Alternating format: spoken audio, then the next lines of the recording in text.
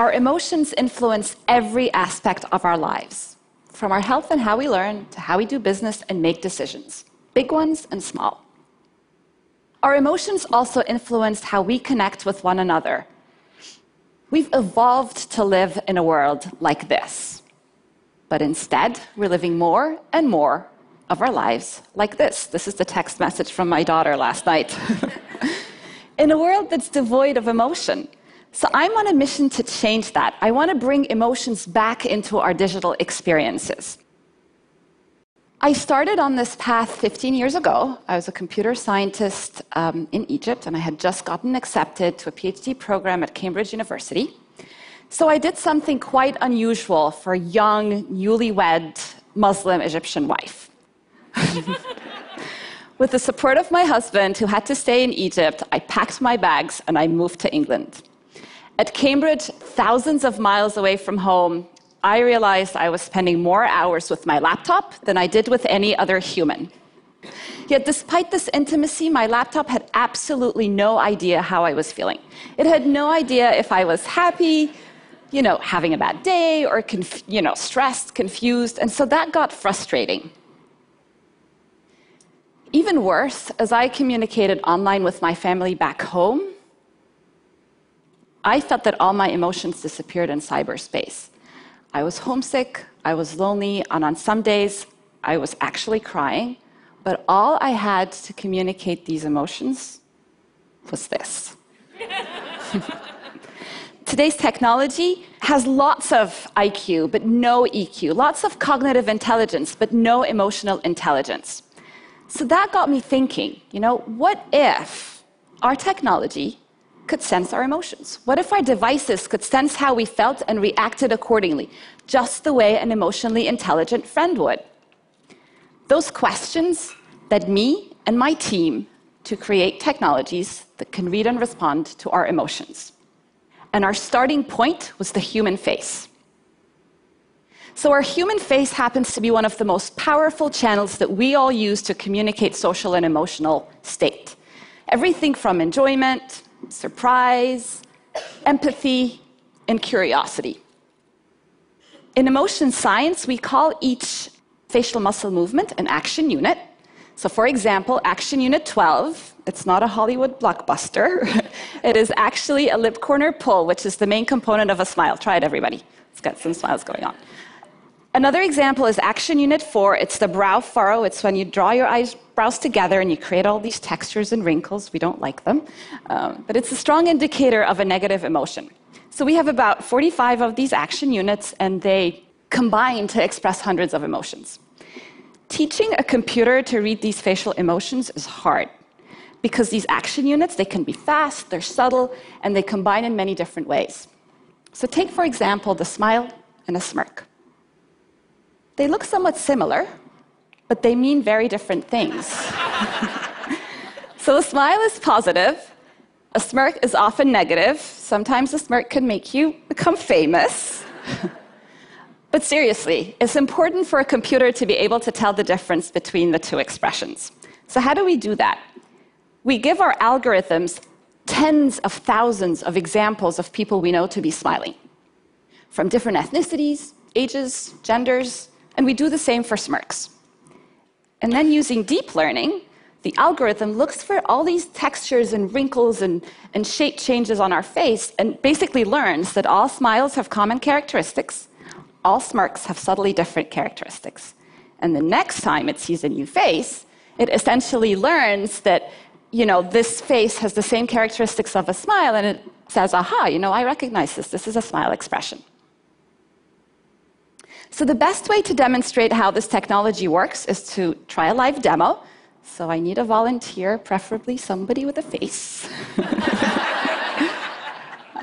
Chloe's going to be our volunteer today. So over the past 5 years, we've moved from being a research project at MIT to a company where my team has worked really hard to make this technology work, as we like to say, in the wild. We've also shrunk it so that the core emotion engine works on any mobile device with a camera, like this iPad. So let's give this a try. As you can see, The algorithm has essentially found Chloe's face, so it's this white bounding box, and it's tracking the main feature points on her face. So her eyebrows, her eyes, her mouth, and her nose. The question is, can it recognize her expression? So we're going to test the machine. So first of all, give me your poker face. Yep, awesome.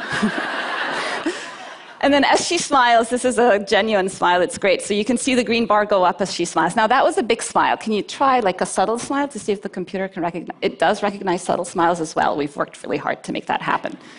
And then eyebrow raise, indicator of surprise. Brow furrow, which is an indicator of confusion. Frown, yes, perfect. So these are all the different action units. There's many more of them. This is just a slimmed down demo. But we call each reading an emotion data point. And then they can fire together to portray different emotions. So on the right side of the demo, look like you're happy. So that's joy. Joy fires up. And then give me a disgust face. Try to remember what it was like when Zayn left One Direction. Yeah, really wrinkle your nose. Awesome.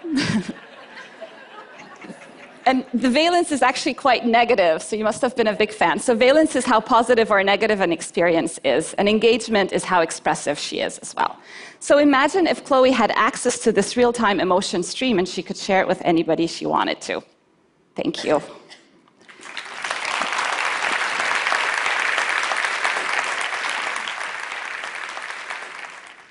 So far we have amassed 12 billion of these emotion data points. It's the largest emotion database in the world. We've collected it from 2.9 million face videos, people who have agreed to share their emotions with us, and from 75 countries around the world. It's growing every day. It blows my mind away that we can now quantify something as personal as our emotions, and we can do it at this scale. So what have we learned to date? Gender.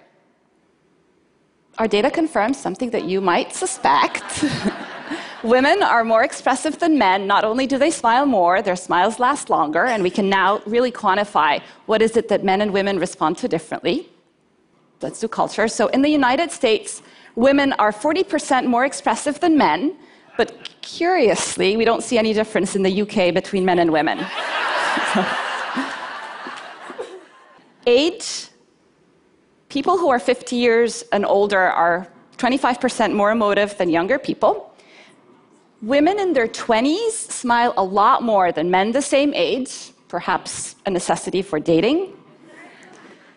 But perhaps what surprised us the most about this data is that we happen to be expressive all the time, even when we're sitting in front of our devices alone. And it's not just when we're watching cat videos on Facebook. We're expressive when we're emailing, texting, shopping online, or even doing our taxes. Where's this data used today?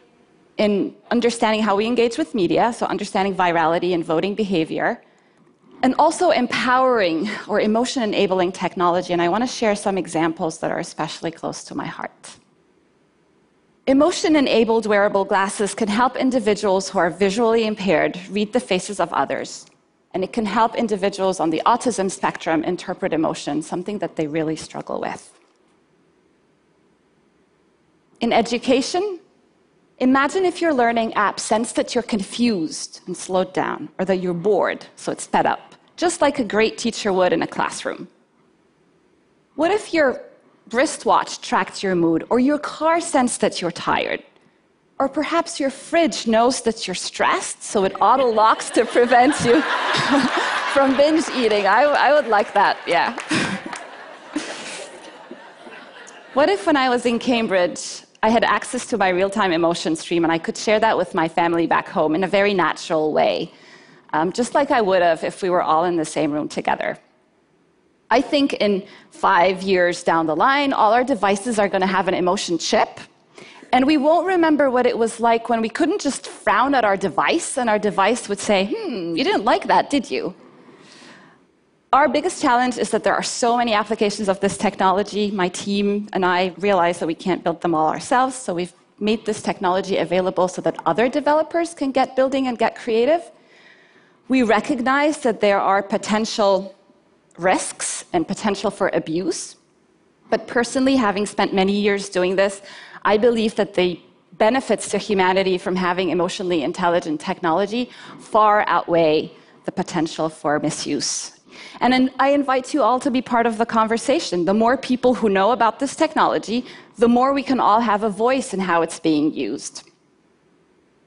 So as more and more of our lives become digital, we are fighting a losing battle trying to curb our usage of devices in order to reclaim our emotions.